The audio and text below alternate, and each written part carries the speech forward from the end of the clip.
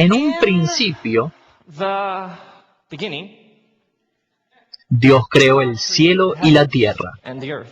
La Biblia no fue escrita en un principio en el idioma inglés, aunque parezca terrible. Fue escrita en hebreo. Y en hebreo, la palabra Dios en el primer versículo de la Biblia se escribe más o menos así. Si fueran a escribirlo en inglés, sería más o menos así. Se pronuncia Elohim. Repitan, Elohim. En un principio, Elohim creó los cielos y la tierra. La palabra crear se dice bara. Repitan, bara. Es una palabra contundente, llena de energía, de crear cosas. En un principio, Elohim bara los cielos y la tierra. La tierra era amorfa y vacía. En hebreo se dice tobo bambú, y me da mucho gusto decirlo. Esto lo traducen como agreste y desaprovechado. El Espíritu de Dios se cernía sobre las aguas. Este Elohim tiene una especie de espíritu. Y Dios habló y dijo, hágase la luz. Y la luz fue hecha. Dios vio que la luz era buena y separó la luz de la oscuridad. La luz fue llamada día, la oscuridad fue llamada noche. Y hubo noche y día el primer día. Dios dijo alguna palabra e hizo las cosas. En el primer versículo ese Dios era un creador. En el segundo Dios era una especie de espíritu. Y en el versículo 3 Dios es una especie de palabra. Dios es uno, pero a la vez varios. Dios es una especie de múltiples personas, una especie de comunidad de creatividad, que forma tan rara de empezar un libro muy, muy largo.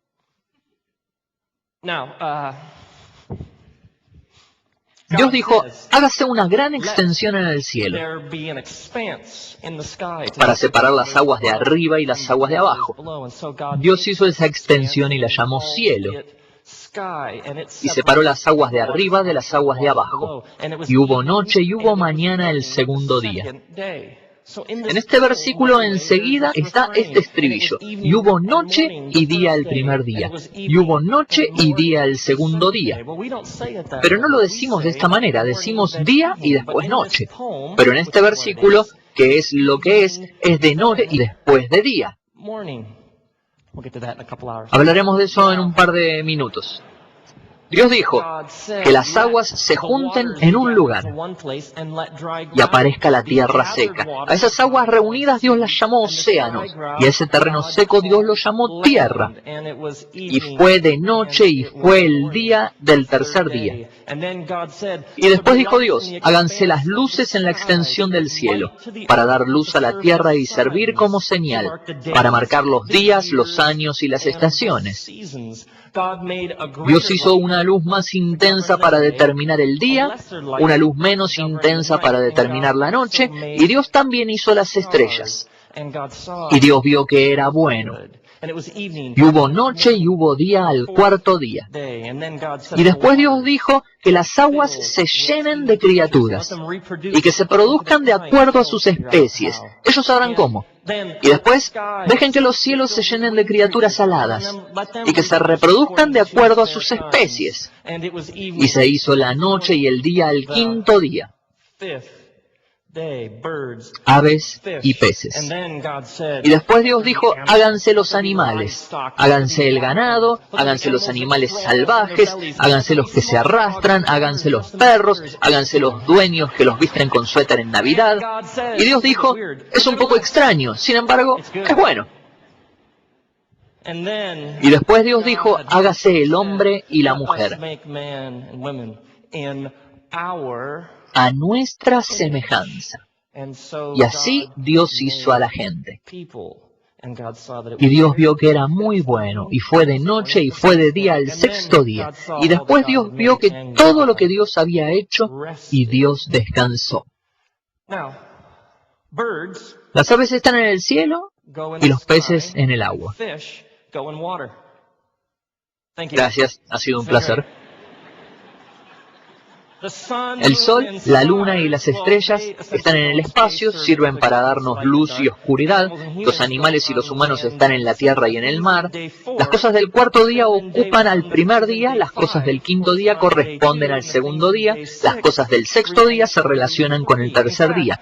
De hecho, el trabajo dominante en los primeros 3 días es que Dios separa. En los segundos 3 días, Dios ocupa lo que antes había sido separado. Los días están interrelacionados. No importa aquí el hecho de cómo medir un día, si es con el movimiento del Sol, la Luna y las estrellas, que es el modo en que contamos un día, pues los planetas llegaron al cuarto día, lo que hace que surja la pregunta, ¿cómo saber si los primeros 3 días son días en realidad? ¡Qué versículo encantador!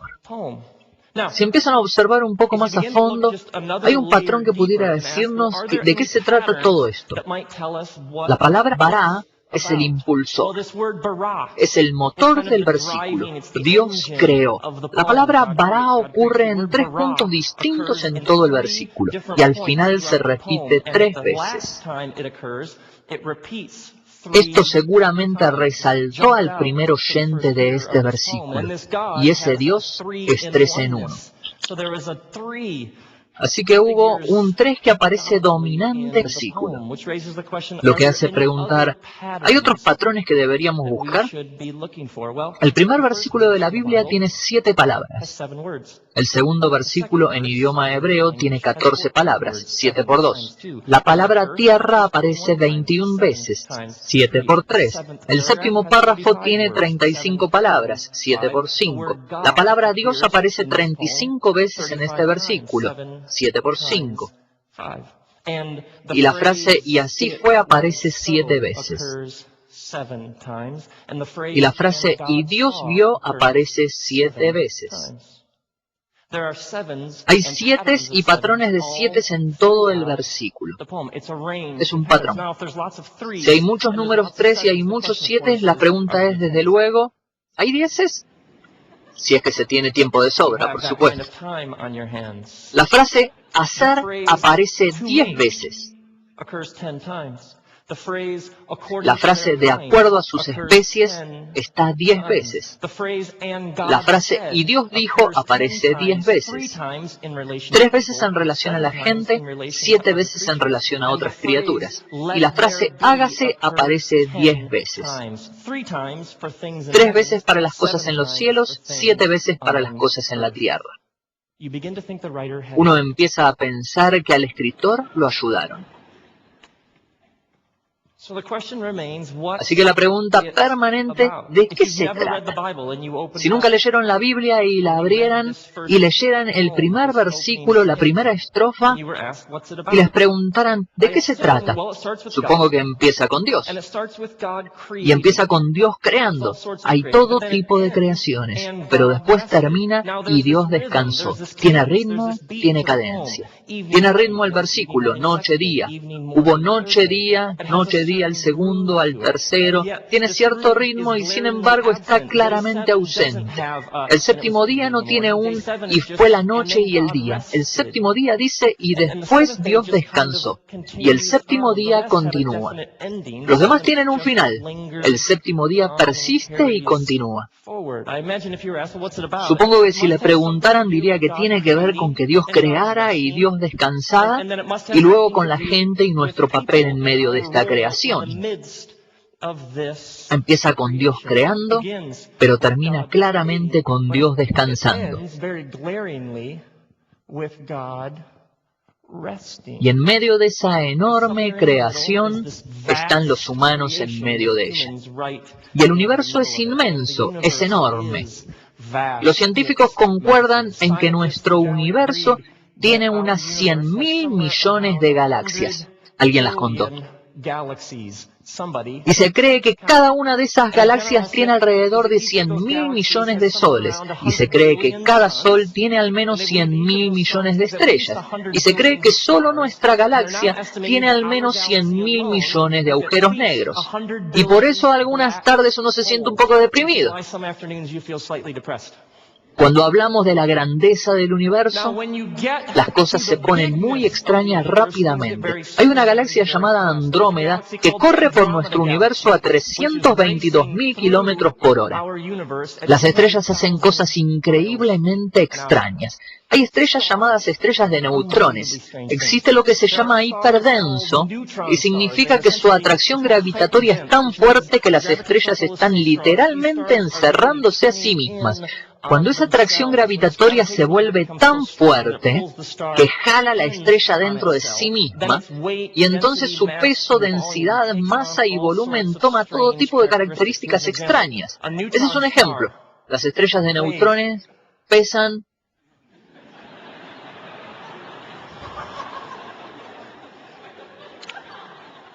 Tiene un amigo llamado Bob Esponja. Es increíble. La policía del arte me debería llevar preso por esto. Una estrella de neutrones pesa varios cientos de millones de toneladas. Una estrella de neutrones pesa varios cientos de millones de toneladas y cabe en una cucharita. Al tratar con la grandeza del universo, las cosas se ponen muy extrañas rápidamente. Nada es tan extraño como la luz, y vienen de los soles en forma de partículas llamadas fotones. Los fotones viajan a la velocidad de la luz. Y la velocidad de la luz es, por cierto, la velocidad de la luz. A la velocidad de la luz y en la forma en que viaja la luz, en partículas llamadas fotones, las cosas se ponen más extrañas. Este es un ejemplo. Digamos que están parados en la calle y ven venir un auto hacia ustedes a 32 kilómetros por hora. Ustedes no deciden subir a la acera de esta forma, ni subir a la acera de este modo, sino que deciden voltear y correr lo más lejos posible. No sabemos por qué hacen cosas como esto. Así que voltean y corren lo más rápido que puedan, lejos del auto que se aproxima, porque cuando corren sienten su placer. Ahora, digamos que el auto viene a 32 kilómetros por hora y ustedes alcanzan una velocidad máxima de 16 kilómetros por hora. Cuando estaban parados, el auto se dirigía a ustedes a 32. Si alcanzan los 16 por hora y voltean, el auto se dirigirá a ustedes ¿a qué velocidad? A 16. A 16. Muy bien. Dibujemos esto porque creo que a veces los dibujos ayudan. Aquí están ustedes. Y curiosamente se hicieron rastras para la ocasión. Ahora 16, 32 es igual a 16. Y decimos esto porque tenemos el llamado entendimiento newtoniano del universo. Isaac Newton, leyes mecánicas de la física. Un objeto en movimiento sigue en movimiento a menos que sea hecho por una fuerza exterior retrospectiva al 9º grado. Nos enseñaron que hay reglas que determinan cómo funciona el universo. Seguro, previsible. Anotan los números y obtendrán sus respuestas. Nos enseñaron el entendimiento causa y efecto del universo. Ciertas cosas trabajan sobre otras para causar y lograr ciertos resultados. Dame una A, dame una B y te daré una C. El problema es que la luz viaja a 1.08 mil millones de kilómetros por hora. Y están parados en la calle y una partícula de luz se dirige a ustedes. Y corren hacia el otro lado. Origina toda otra serie de preguntas. Si están parados, se dirige a usted a la velocidad de la luz, se voltean y corren a 1.6 kilómetros por hora, 16 kilómetros, 160, 1.600.000, y voltean y esa partícula de luz siempre estará empujando hacia ustedes a exactamente la misma velocidad. A la velocidad de la luz. Un hombre llamado Albert Einstein empezó a investigarlo en 1915. Dijo, un momento. Mientras más descubría sobre la luz, dijo, un momento. La luz no sigue regla alguna del entendimiento newtoniano del universo. Einstein dijo, un momento. Fundamentalmente dijo que el universo no es estático. Tratándose de luz, no hay A más B. La luz hace lo suyo. Al entrar en la grandeza del universo, el universo se tuerce, se pandea, se distorsiona, y no importa cuán rápido se alejen de la luz, siempre los perseguirá exactamente la misma velocidad. Como imaginarán, obviamente, su teoría de la relatividad fue una revolución absoluta en la forma en que la gente vio el universo, porque se pensaban que el universo tenía ciertas formas previsibles, predeterminadas de actuar, pero con la luz simplemente no sigue nada de eso. El universo en su grandeza es simplemente extraño. Han encontrado en nuestra galaxia un planeta que corre por nuestra galaxia a 108.000 kilómetros por hora. Al mismo tiempo que corre en nuestra galaxia 108.000 kilómetros por hora, también está rotando a 1.000 kilómetros por hora. Este planeta se llama Tierra, y por eso deben usar cinturón de seguridad. La Tierra tiene un Sol, y quizás debemos decir que el Sol nos tiene a nosotros. La Tierra recibe el 99% de su energía del Sol. El Sol convierte 4 millones de toneladas de energía por segundo. Y en su ciclo de 11 años, esa salida de energía varía menos de 1/10 del 1%. Todo esto a una distancia de 150 millones de kilómetros. 149 millones de kilómetros, no hay vida en el planeta Tierra. 151 millones, no hay vida en el planeta Tierra. La Tierra es distinta a todos los planetas en que la Tierra se inclina en su eje a 23,5 grados. Otros planetas del sistema solar, la Tierra.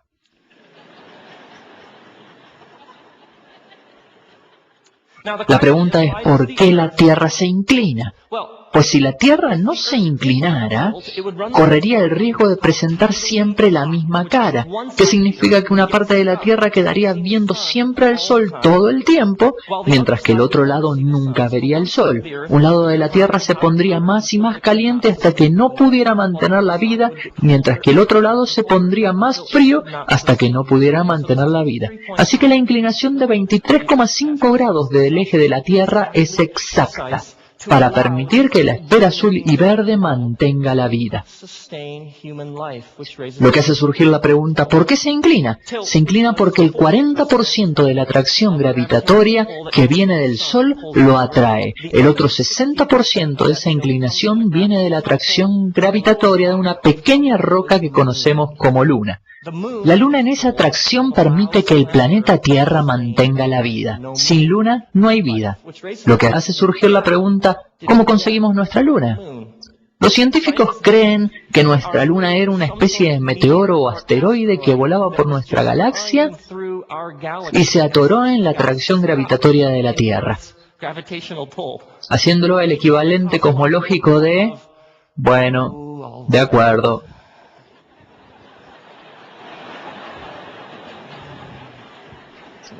Pero tengo un lado oscuro, ¿eh?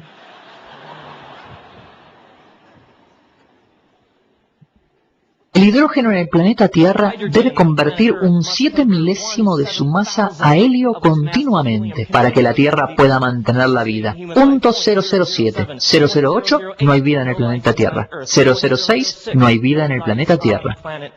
Nuestra atmósfera es 21% de oxígeno, 23% de oxígeno, no hay vida, 2% de oxígeno, no hay vida en el planeta Tierra. El océano, nuestros océanos son 3.4% de sal.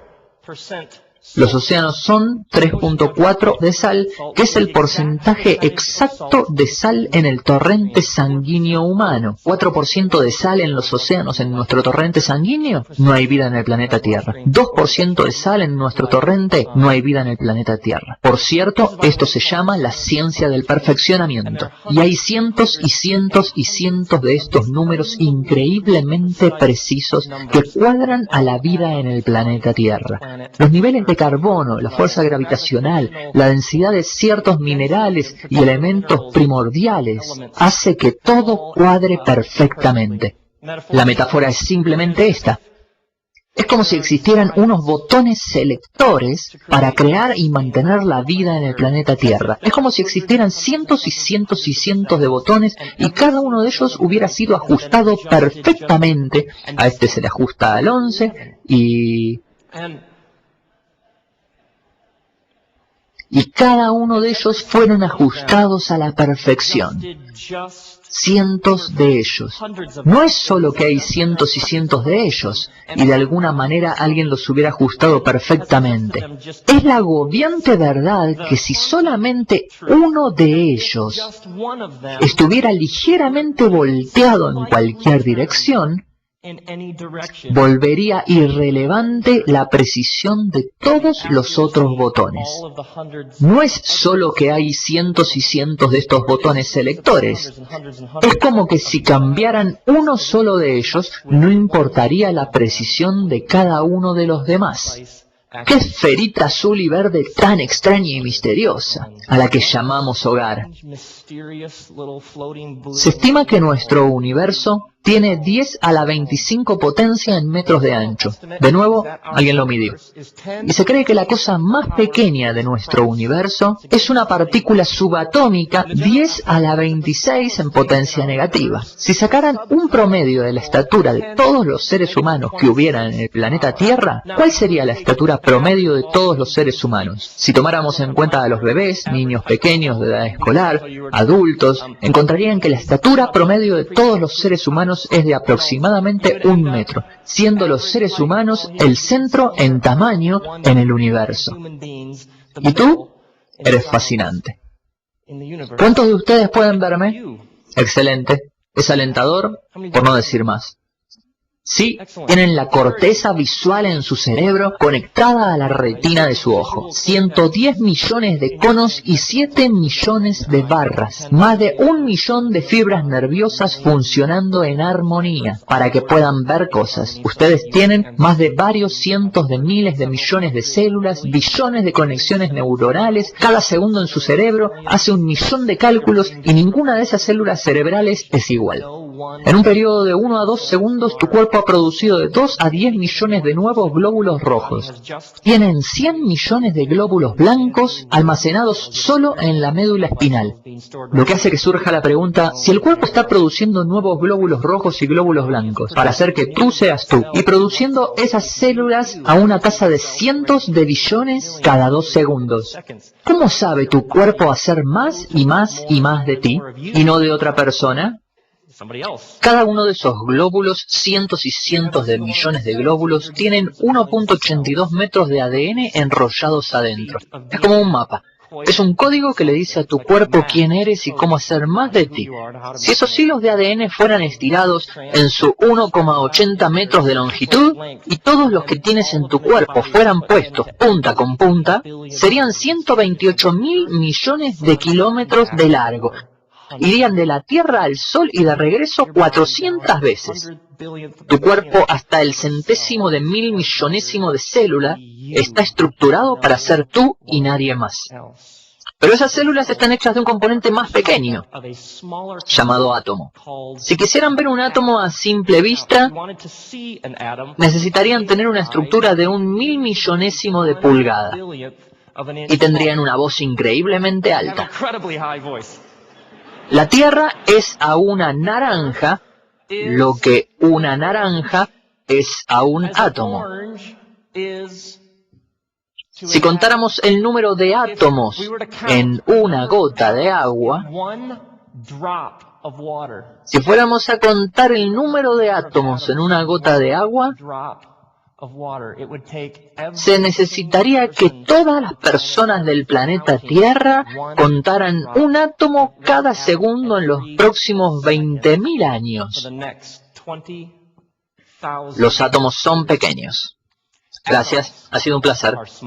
Si fueran a dividir un átomo, si tuvieran este tipo de herramientas y descubrieran que en el centro está hecho de neutrones y de protones, descubrirían que girando alrededor del centro muy rápido está lo que llaman electrones. La pregunta es, ¿qué quieres decir con girando? Los electrones orbitan a un átomo varios miles de millones de veces cada segundo. Están muy ocupados. Si tienen 2 átomos unidos, con todos esos electrones orbitando en sus centros, en un determinado segundo entre los 2 átomos unidos habría unos 3.000 millones de choques. Significa lo siguiente. Tomen una foto de un átomo, tomen una foto del mismo átomo un segundo después, y aunque ese átomo sería en esencia el mismo átomo, habría cambiado drásticamente en ese segundo que pasó. Tomen una foto de un átomo, tomen una foto de un átomo un segundo después, no saben exactamente lo que hará. En la década de 1890, un grupo de científicos al mando de un hombre llamado J.J. Thomson dijo: ¿y si pudiéramos dividir un átomo? ¿Y si pudiéramos inventar algo para hacer átomos? ¿Si pudiéramos dividir un átomo hasta ver de qué está hecho ese átomo? ¿Y si pudiéramos dividirlo hasta llegar a la base de la materia? Si pudiéramos hacer eso, si pudiéramos llegar a lo que hace las cosas, y que hace las cosas y que hace todo, entonces podríamos explicar por qué todo es como es. Así que empezaron a dividir un átomo. Rápidamente descubrieron que un átomo puede ser dividido en una sustancia más pequeña llamada quark. Los átomos están hechos de quarks, pero después descubrieron que se puede dividir un quark, y después descubrieron que la cosa en la que pueden dividir un quark puede ser dividida. Después descubrieron que la cosa en la que pueden dividir esa cosa, que pueden dividir la cosa para hacer un quark, también puede ser dividida. Así que la búsqueda se desvió un poco. Y hasta la fecha dicen que apenas están de acuerdo en que se han identificado al menos 100 partículas subatómicas. Están los mosones, gluones, neuones, leptones, mesones, listas interminables de esas cosas increíblemente pequeñas. ¿Alguna vez habían oído el término físico cuántica? Cuanta simplemente significa paquetes de energía, porque en su centro, esos átomos y esos quarks simplemente son manojos de energía. Al entrar al reino subatómico, las cosas se ponen muy, muy extrañas. Han descubierto que un quark puede estar en un lugar, puede desaparecer, y aparecer en otro lugar sin viajar la distancia intermedia.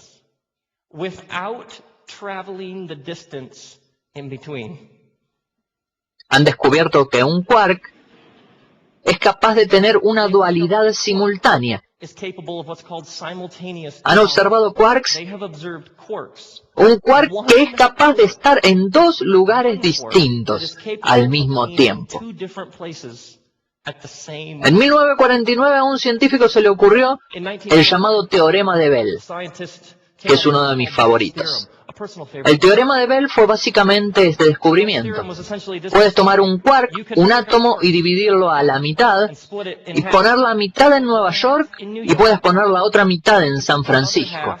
Si tomas la mitad del quark que está en Nueva York, y cambias el giro de sus electrones, exactamente al mismo tiempo, la mitad de San Francisco también cambiará el giro de sus electrones. Si han oído hablar del efecto mariposa, esa es básicamente una divulgación del teorema de Bell. En el estado de Nueva York, en 1997, descubrieron un mesón exótico. Y todos sabemos cuán exóticos pueden ser los mesones.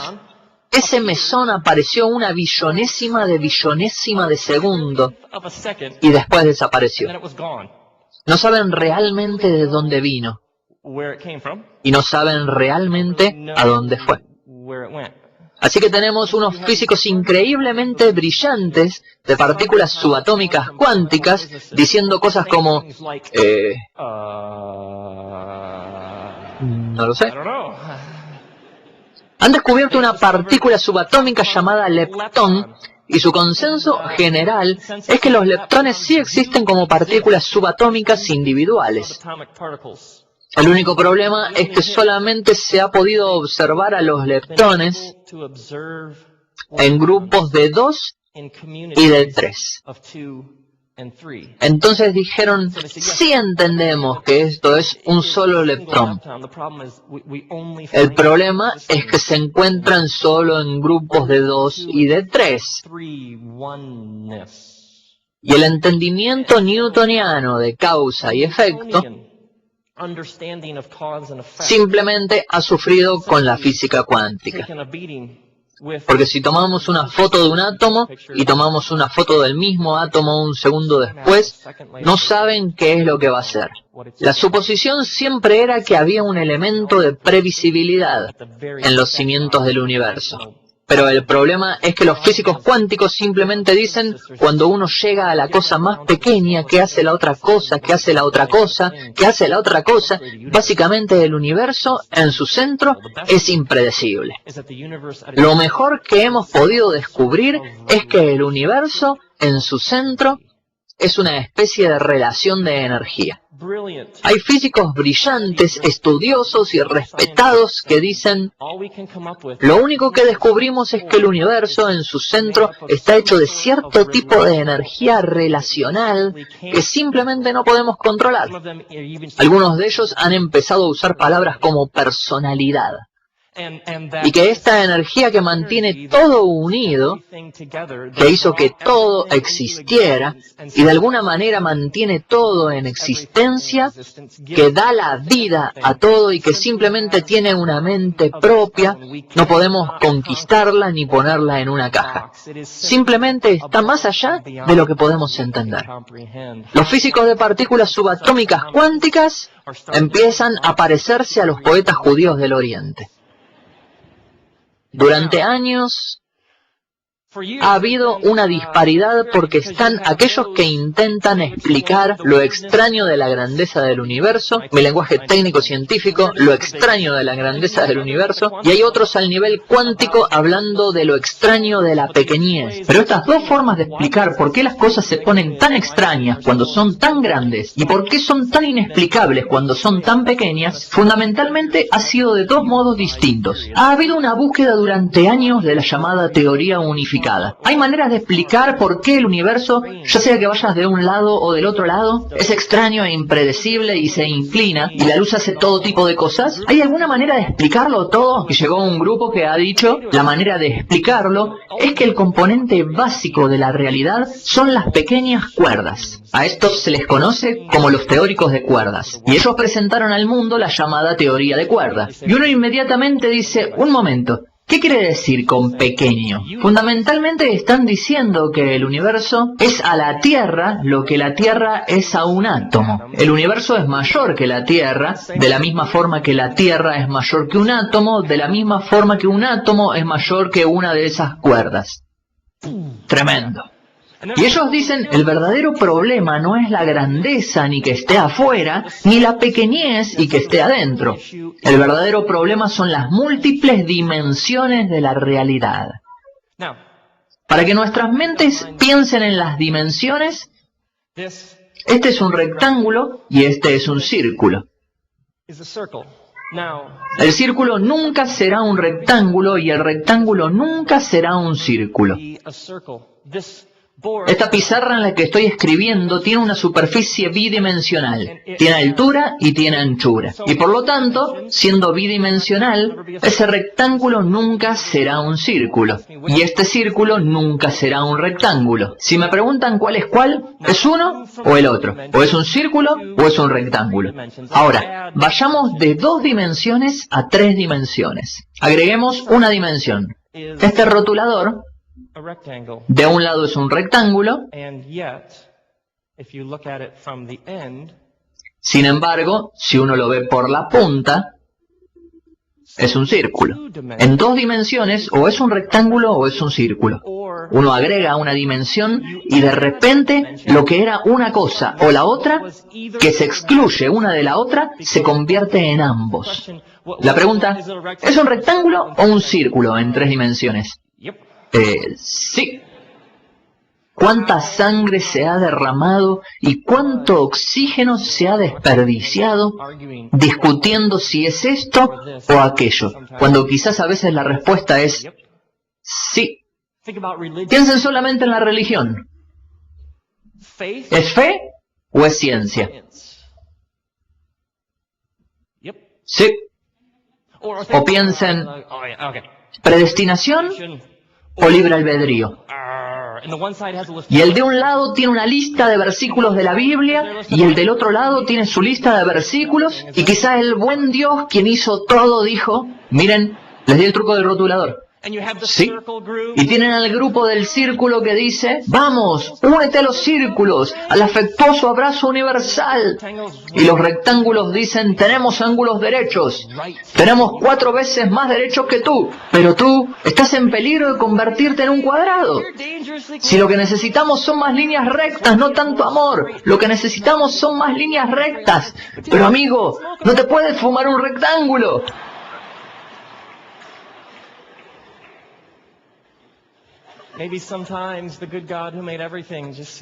Quizás a veces el buen Dios, quien hizo todo, solo dice, sí. En 1800, un director inglés llamado Edwin Abbott propuso una tierra de personas atrapadas en 2 dimensiones. ¿Y si hubiera una tierra con personas que no tuvieran 3 dimensiones como nosotros y estuvieran atrapados en 2 dimensiones? Él la llamó a esa tierra, tierra plana. ¿Qué podríamos aprender como iluminados de tercera dimensión si fuéramos a pasar tiempo observando a aquellos atrapados en 2 dimensiones? Si vivieran en 2 dimensiones, ¿cómo experimentarían algo que tuviera 3 dimensiones? ¿Qué si estuvieran atrapados en tierra plana y solo tuvieran altura y anchura? Y se encontraran con un objeto tridimensional. ¿Qué si mi anillo pasara por su mundo bidimensional? ¿Qué pasaría si un anillo tridimensional pasara por ese mundo plano bidimensional? Si este anillo pudiera pasar por esta pizarra, ¿cómo lo verían ellos? Supongo que al empezar, al tocar sería un punto, y después un punto se convertiría en una línea, y después se convertiría en 2 líneas, y cuando el anillo estuviera a mitad del camino, aparecerían como 2 líneas distintas, y si continuara, las líneas volverían a unirse. Luego un punto y desaparecerían. ¿No es así? Porque hablan todo el tiempo de esto con sus amigos. Van a un restaurante, se sientan y dicen, estuve pensando el otro día, servilleta, anillo. ¿Cómo explicarían esos 2 tipos lo que acaban de ver? ¿Qué harían los 2 si eso sucediera? ¿Viste eso? Fue un poco raro, ¿no? ¿Qué fue eso? No sé. ¿Qué viste? Vi un punto, se convirtió en línea, después se convirtió en 2 líneas, las líneas se alejaron más, después volvieron a unirse, una línea y punto, y después desapareció. Lo sé. Pero creo que fue algo más. ¿Qué quieres decir? Creo que pudo haber sido un anillo. ¿A qué te refieres? Me pareció que tenía un elemento cómico de Monty Python. ¿Un anillo? Vaya. ¿Un anillo? Sí, creo que el punto, línea, punto. Creo que eso fue otra cosa. ¿Has visto un anillo alguna vez? No. ¿Has visto la foto de un anillo alguna vez? No. ¿Has tocado un anillo? No. ¿Has estado en Anillolandia? No, para nada. Solamente fue punto, línea. Es todo lo que necesita. Línea, punto, y desapareció. Eso fue todo. No sé yo. ¿Tenés alguna evidencia? No. ¿Alguna prueba? No. ¿Alguna foto? No. ¿Algo que puedas probar? No. Seguramente este hombre comenzaría a hablar con estos términos. No sé, lo presiento, siento, confío, creo, tengo fe. Y la experiencia del anillo revela, en realidad, 2 cosmovisiones muy diferentes. Esa persona de inmediato cambia a la tierra plana es lo único que tenemos, es lo que podemos demostrar, es lo único que conocemos, es lo único que podemos documentar, y por lo tanto es la única evidencia empírica que tenemos. La persona se convierte en el llamado reduccionista. Lo único que fue punto, línea, punto, y desapareció. Y pueden discutir persuasivamente, porque esa persona no tiene evidencias tangibles. Su punto de vista es básicamente, es todo lo que hay, no hay más. No sean tan raros. Y esa persona se queda en la posición incómoda de quizás estar totalmente convencido de que eso fue un anillo. Y sin embargo solo pueden hablar de posibilidades y pistas y sentidos y sensaciones y quizás hasta usar palabras como fe. ¿Y qué si yo, Rob, y toda mi tercera dimensión, qué tal si decidiera molestarlos y llegara y dejara mi mano aquí?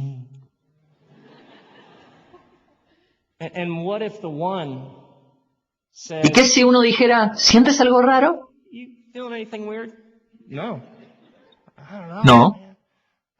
No sé, amigo, creo que Rob está cerca.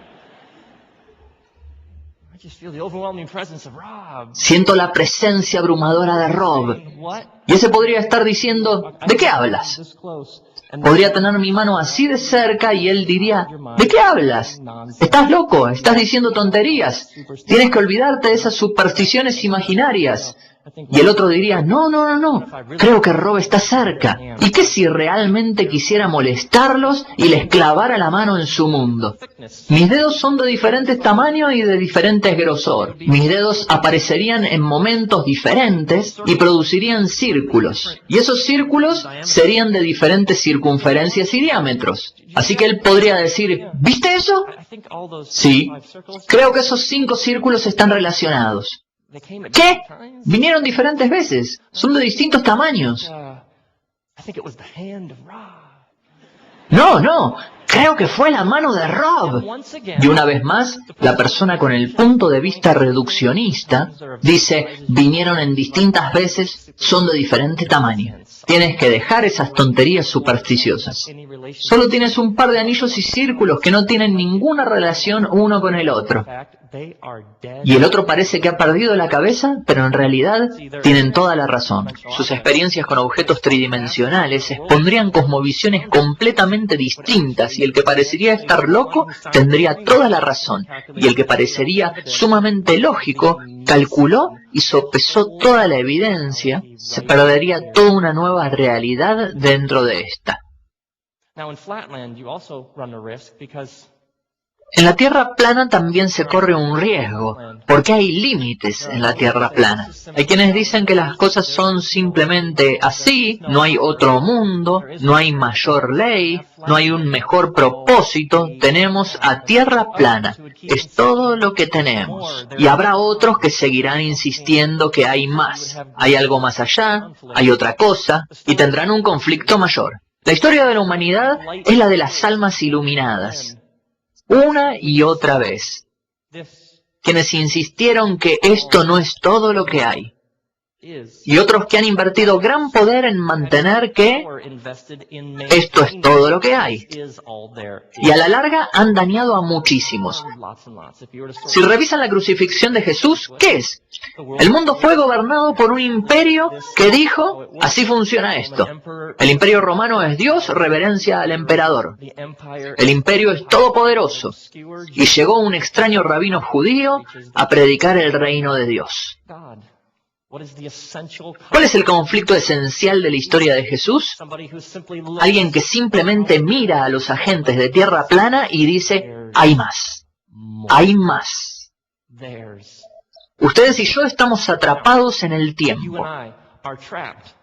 No podemos ir a la derecha en el tiempo, no podemos ir a la izquierda en el tiempo, no podemos subir en el tiempo ni bajar en el tiempo. Ustedes y yo estamos atrapados en el tiempo lineal hacia adelante. Solo podemos ir hacia adelante, no podemos regresar en el tiempo.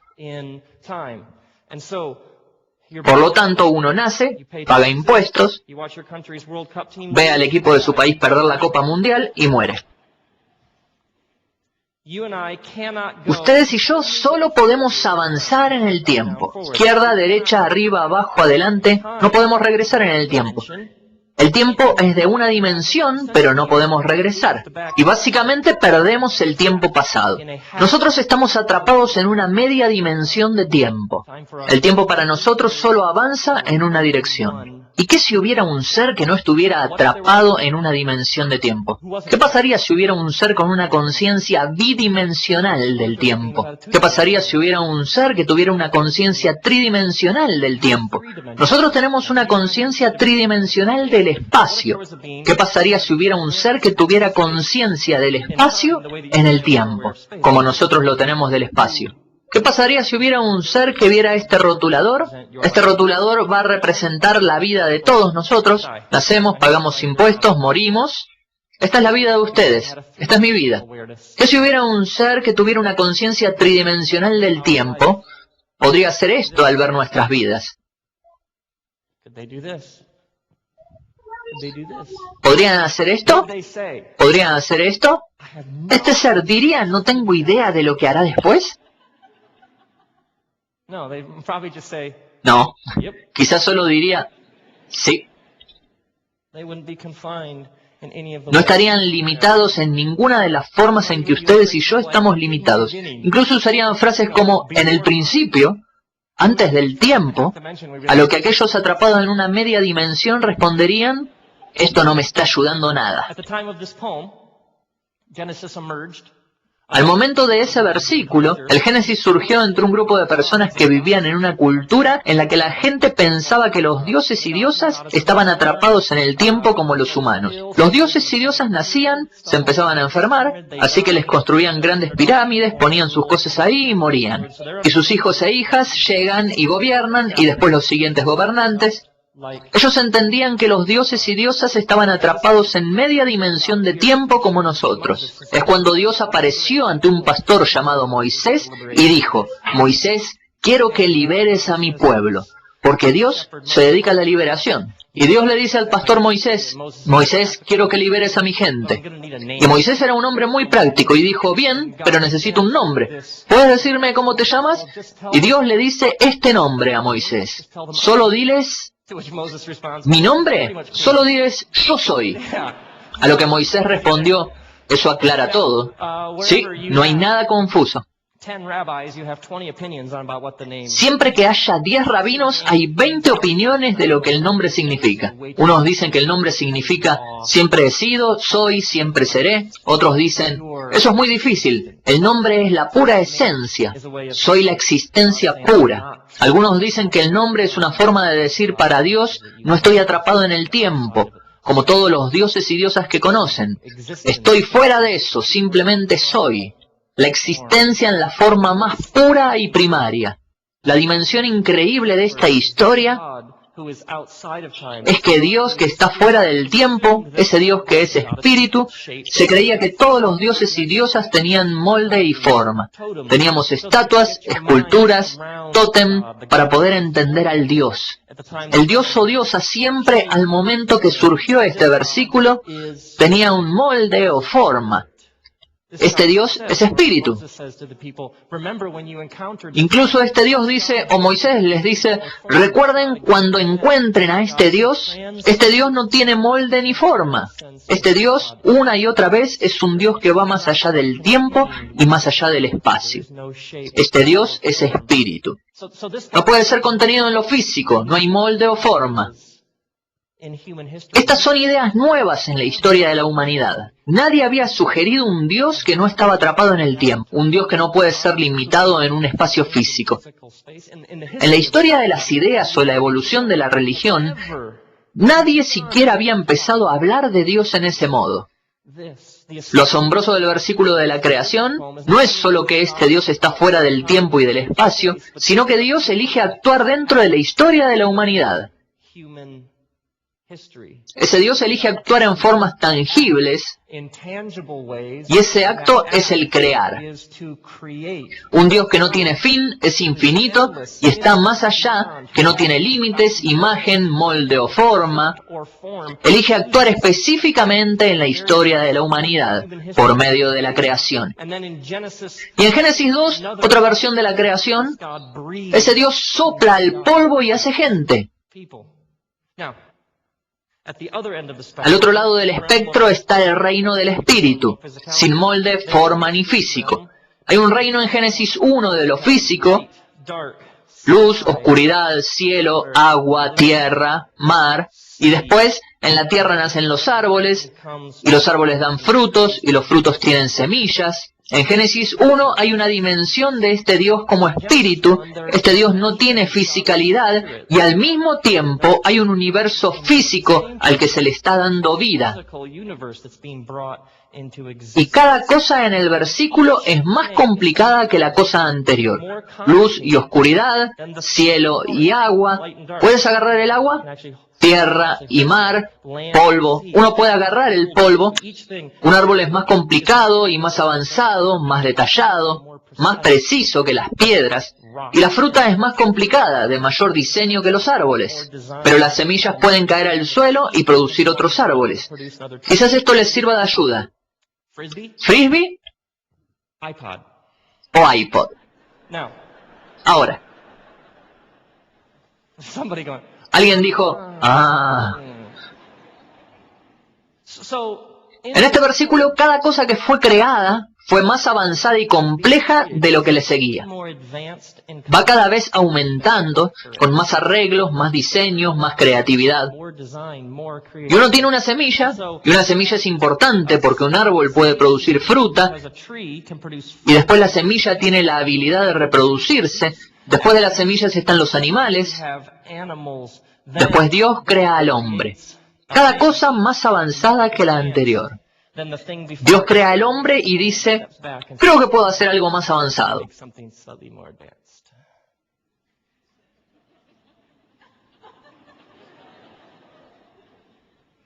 ¿Acaso no está presente el sector femenino en el auditorio?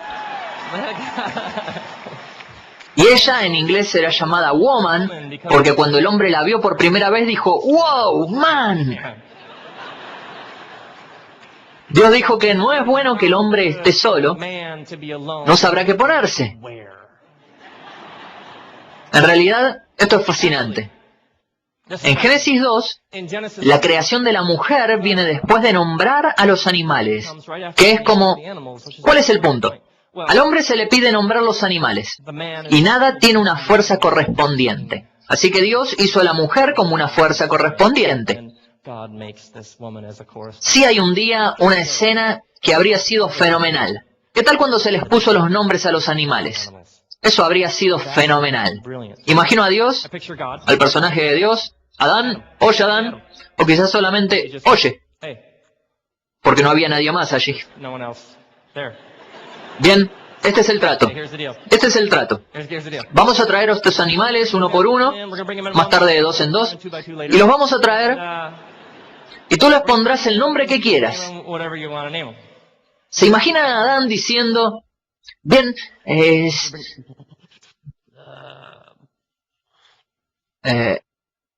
hipopótamo? Imaginen a Dios diciendo, sí, está bien, hipopótamo.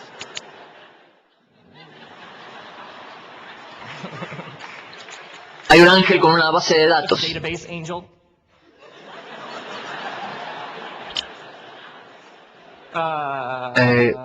¿Cómo quieres que lo escriba? Como tú quieras. Traen al siguiente y Adán le empieza a agarrar la mano. Esto es fácil. Ornitorrinco.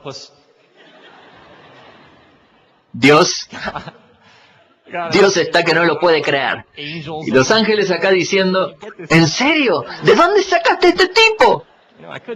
¿Sabes? Podría empezar de nuevo. Se me atoró algo en la sandalia y la tomé y la soplé y... Pero Dios quiere apoyarlo. ¿En serio, Adán? ¿Tú eres el hombre? No, en serio. Lo eres. Eres el hombre. Un par de días después, Adán está muy cansado. Ya pensó en todo lo posible. Está muy cansado. No queda ni una creatividad. Una más, una más. Sé que puedes hacerla. Sí, puedo hacer una más.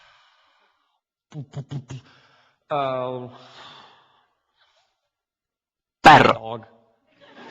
Un momento, ¿perro? Así se dice mi nombre al revés en inglés.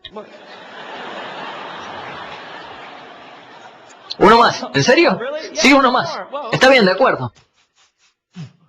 No sé. Gato. ¿Gato? Un momento. Yo no hice estos.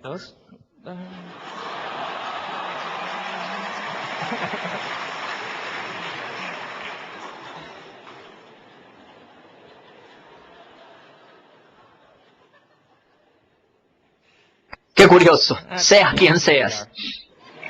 En fin. Sí. Este versículo está proponiendo cosas que nadie había propuesto. Es una idea nueva en la historia humana. Todo en la historia de la creación cabe en una de dos categorías. O es totalmente físico, piedras, polvo, árboles, semillas, agua. O es totalmente físico o es espiritual. Es espíritu. Es yo soy. Es acción. Es inmaterial o material. Es físico o inmaterial. Todo en la creación es uno o lo otro. Un árbol tiene fisicalidad, pero no espíritu. Yo soy ese espíritu sin fisicalidad. La fruta, físico, no espíritu. Espíritu, espíritu, pero sin físico. Todo es una cosa o la otra. Ángeles, espíritu sin físico. Cielo, agua, fisicalidad sin espíritu. Y después en la historia de la creación, el ser humano es físico, polvo, y sin embargo, se sopla en él espíritu. No hay nada en todo el reino creado que sea totalmente espíritu y totalmente físico. ¿Un ser humano es espiritual o físico? La respuesta, por supuesto, sí. Esto tiene implicaciones muy serias de cómo ustedes y yo entendemos lo que significa ser humano.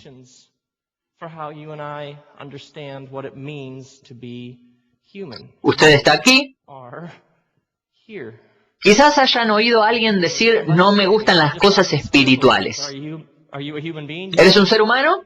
Sí, demasiado tarde. La cuestión no es si eres un ser espiritual o si tienes espiritualidad. La cuestión es si tus ojos están abiertos y estás consciente de ello. No puedes negar lo básico en ti como ser humano. En hebreo no hay una palabra para espiritual.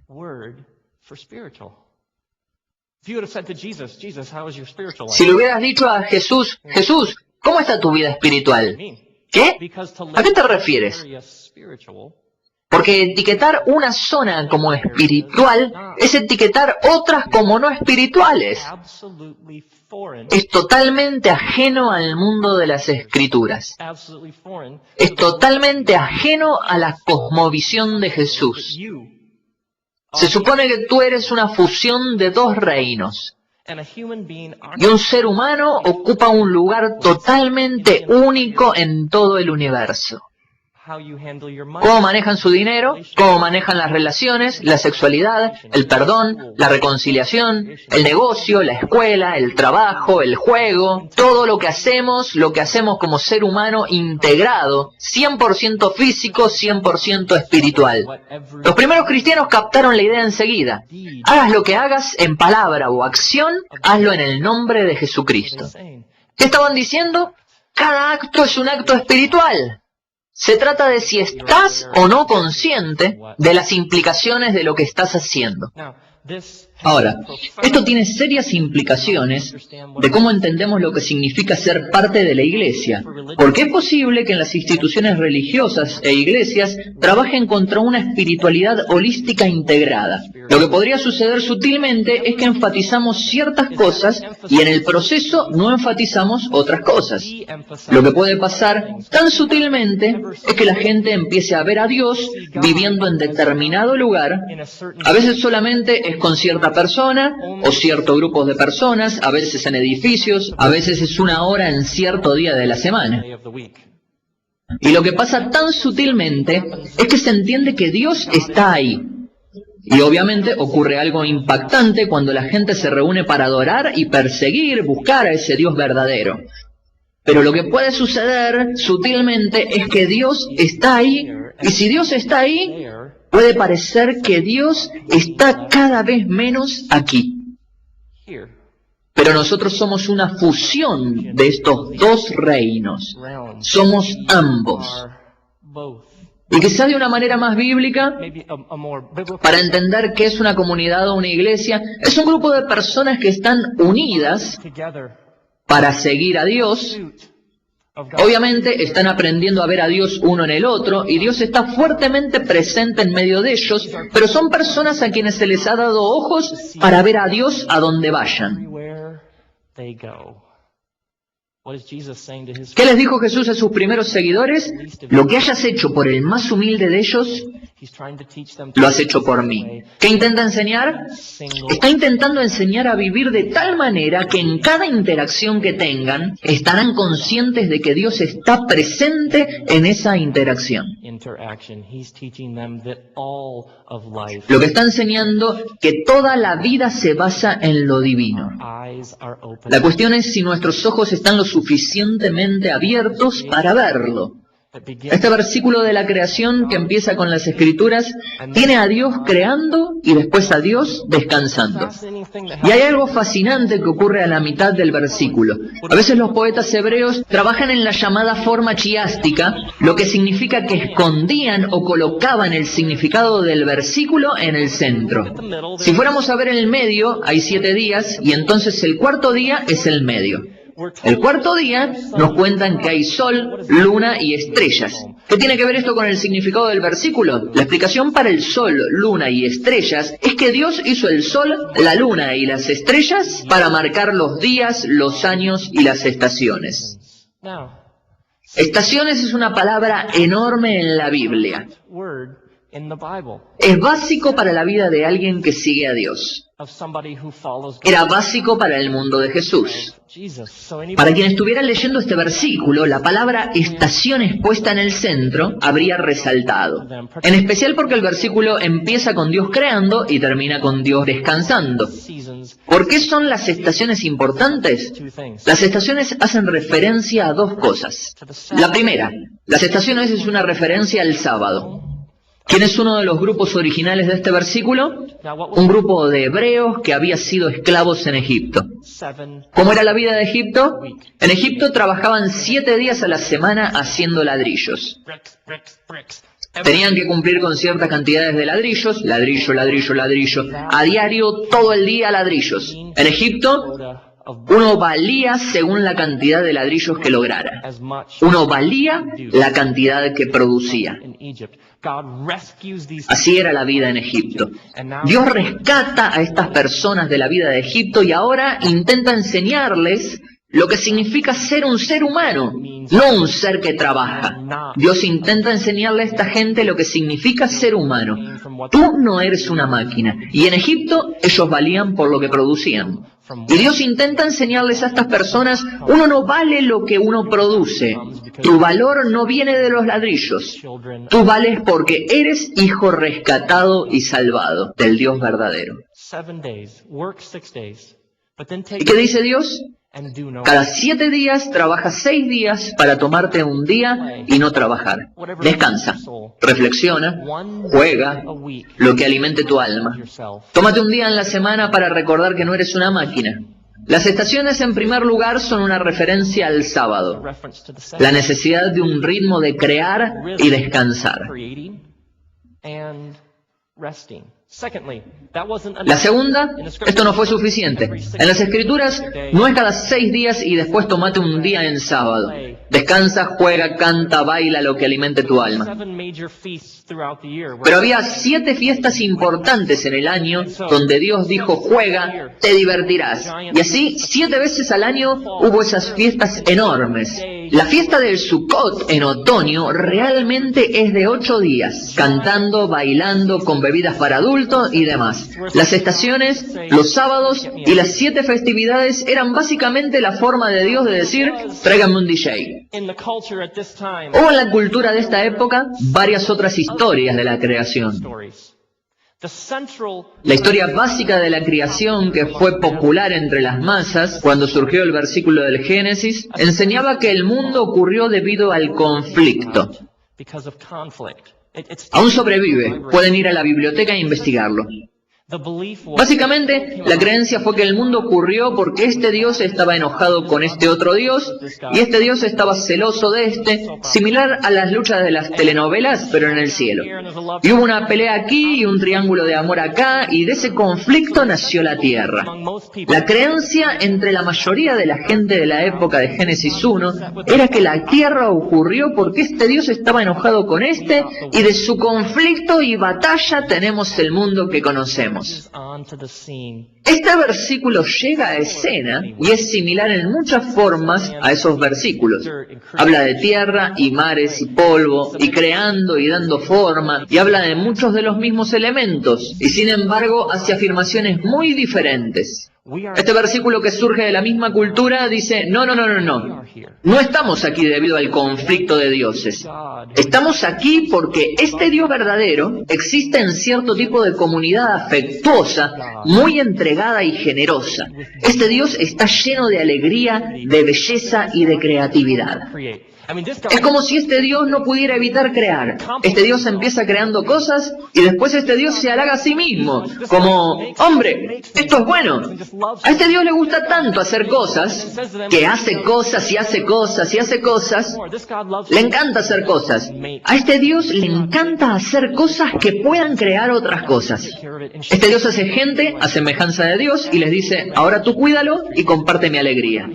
Este versículo fue totalmente radical en la historia humana, porque dijo, no estamos aquí por el conflicto, estamos aquí por alegría. Somos el resultado de la creatividad divina que dijo, no puedo evitar dar y extender lo que tengo a más.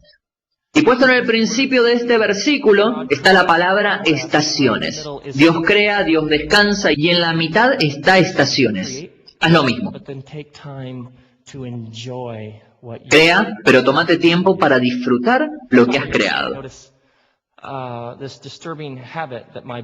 Hace un par de años me di cuenta de un hábito que tenían mis hijos cuando decían mi nombre. Eran muy jóvenes entonces, ellos decían, papá, papá, papá. Yo les decía, ¿son tartamudos? ¿Cuál es el problema? Me di cuenta de que el papá, papá empezó a molestarme.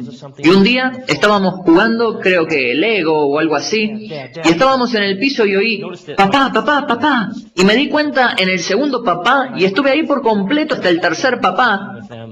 Y me di cuenta en ese momento que había estado jugando con ellos, pero había estado en otra parte con mi mente. Pensando en una reunión, pensando en lo que tenía que hacer, pensando en los emails, pensando en las llamadas que haría cuando acabara con ellos. Y me di cuenta que estaba con ellos, pero en realidad estaba en otro lado. Y me di cuenta que mis hijos estaban acostumbrados a que estuviera ahí, pero en realidad con la cabeza en otro lado. Y con el tiempo se habían dado cuenta de que necesitaban 3 intentos para que papá estuviera ahí.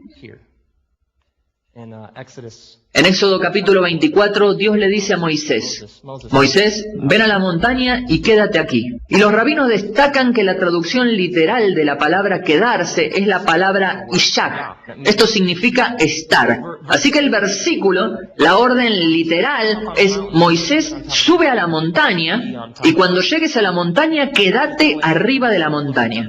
Algo que parece ser de la escuela de la redundancia. ¿Ya entendí? Si estoy arriba de la montaña, estoy arriba. Ahí es donde estoy. Y el rabino dice, no. Esta orden es brillante. Dios entiende la naturaleza humana. Dios entiende que Moisés gastará mucha energía subiendo a la cima de la montaña. Y cuando llegue a la cima de la montaña, de inmediato empezará a pensar y a planear cuánto tardará en bajar. Y en el proceso jamás estará presente en la cima de la montaña.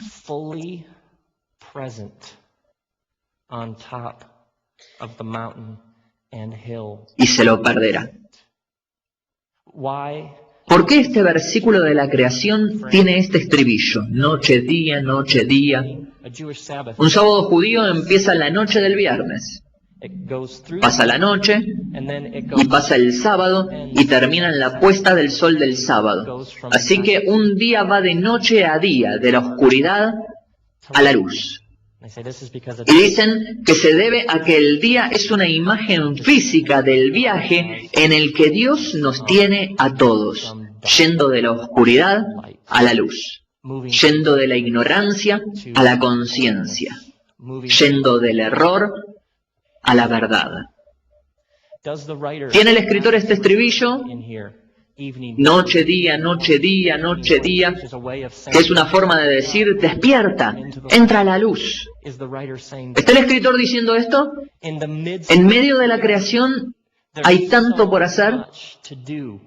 Hay mucho que lograr, hay mucho que construir, mucho que administrar, muchos correos que responder, muchas llamadas que contestar, mucho que crear, mucho que manejar, mucho que ordenar. Hay mucho por hacer. Tengan cuidado que en su manejo, en su creación, al ordenar, tengan cuidado de que en medio de la creación no los consuma tanto su trabajo, que terminen creando todo el tiempo y no pasen tiempo descansando. Y en el proceso pierdan algo. Y para este primer público quizás se encuentren en otro tipo de Egipto. Está el escritor diciendo, no se conviertan en máquina, tan enfrascados en lo que hacen, que pierdan la alegría, el asombro, el sobrecogimiento de ser un ser humano en medio de todo este mundo que Dios ha creado. He aprendido que lo que buscas encuentras. Si quieres ser cínico, hay mucho por qué ser cínico. Si quieres ser escéptico, hay mucho por qué ser escéptico. Si quieres ser pesimista, hay mucho para ser pesimista. Lo que busques, encontrarás. Pero el Salmo 14 dice, un tonto dice en su corazón, no hay Dios. Eso es fascinante, porque tú y yo diríamos, alguien que rechace lo divino es una persona que ha tomado una decisión intelectual, ha medido las columnas, ha pesado las evidencias y no hay Dios. Pero el Salmo dice, no, alguien que rechaza a Dios, dice que no existe Dios, es alguien que ha tomado una decisión de corazón. El salmista dice, al final esa no es una decisión intelectual, es una postura del corazón. Pueden ver el gran mundo misterioso que Dios ha creado. Pueden ver la luz y cómo hace todo tipo de cosas raras. Se inclina, se distorsiona. Pueden ver cómo el universo no es estático, cómo hay cientos y cientos de botones selectores que están perfectamente calibrados para dejar que esta esferita produzca vida. Pueden ver la pequeñez del universo con todos los quarks. Pueden ver esas cositas raras que son intermedias en la creación y que tienen personalidad. Los teóricos de cuerdas ahora dicen que creen que pueden demostrar al menos 11 dimensiones de la realidad. El otro día escuché que ahora dicen que creen que hay un 12avo, un 13avo. Los teóricos de cuerda dicen que al menos hay 11 dimensiones de la realidad. Podemos ver eso y decir, caramba, hasta los científicos dicen que debe haber más. No, de alguna manera resolverán. O alguien como Bill Gates lo va a descifrar. Y de ahí en adelante estará todo arreglado. Y pueden ver todo esto y decir, no está pasando nada más. Sí, espíritu, soplar, todo eso es inventado por la gente religiosa para soportar el dolor de la vida. Puedes ver todo eso y decir, no hay nada más, no está pasando nada más. Es un montón de cosas. O puedes elegir ver la maravilla y la belleza y asombrarte. Puedes ver los quarks, puedes ver las dimensiones, la luz, los fotones, puedes ver las estrellas, los botones selectores y decir, caramba, es increíble, es sorprendente. Puedes elegir con la postura de tu corazón, adorar, estar lleno de maravilla y asombro, creer que no solo aquí estamos por un motivo, que se está contando una gran historia y cada uno son parte de ello. Lo que busques, lo encontrarás. Un amigo mío estaba en Malawi, África, y había habido una terrible hambruna y la gente no había comido. Y él estaba ahí trabajando con varias agencias para que les llevaran comida. Hicieron una gran celebración cuando llevaron la comida y la gente que no había comido empezó a comer. Pudieron comer por primera vez. Y mi amigo dijo, si quieres ver una celebración, ve a comer a la gente que tiene hambre. Dijo que era increíble. Cantaban, bailaban, vivían el momento, ya podían comer. Y dijo, pusieron una tienda de campaña, un toldo a la mitad del campo. Durante la celebración oyeron un ruido increíble como el de un torbellino y salieron del toldo y vieron a un costado y ahí dirigiéndose hacia el claro estaba un tornado. Él dijo, nos quedamos parados mirando el tornado venir hacia nosotros, como ustedes. Dijo, el tornado fue hacia el borde del claro, se detuvo, dio la vuelta al perímetro del claro y siguió en la dirección en que originalmente se dirigía. Él dijo, estaban parados mirándolo, cuando un hombre del pueblo corrió hacia ellos y les dijo, ¿lo ven? Esta celebración es tan fabulosa que hasta los espíritus han venido a presenciarlo. Lo que buscan, encontrarán. Lo que estamos buscando y lo que ustedes están buscando y lo que yo estoy buscando está aquí. No está en la montaña, no está en el mar. Lo que estamos buscando está aquí. La realidad que Jesús vino a anunciar, por la que murió y por la que resucitó, que llamó el reino de Dios. Podríamos decir la realidad de Dios o el estilo de Dios. Esta realidad, dijo Jesús, está aquí, es ahora. Está entre nosotros, está sobre nosotros. Jesús nunca dijo que estuviera en otro lado. Dijo cosas como, miren las flores. ¿Han observado a las aves últimamente? Observen en sus conversaciones con el más humilde de ellos. Podrían encontrar a Dios aquí. Él vino básicamente para expresar por nosotros una espiritualidad holística e integrada. De que todo lo que estamos buscando no está allá. No está allí atrás, no está allí abajo. Está aquí. La cuestión es si tus ojos están abiertos para verlo. Vayan con calma para no perderse nada.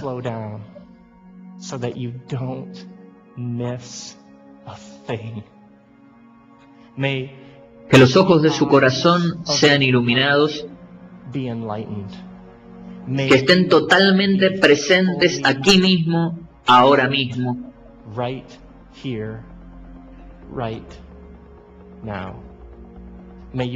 Que vengan a ver que la realidad de Dios está cerca, entre nosotros, sobre nosotros, cerca, aquí.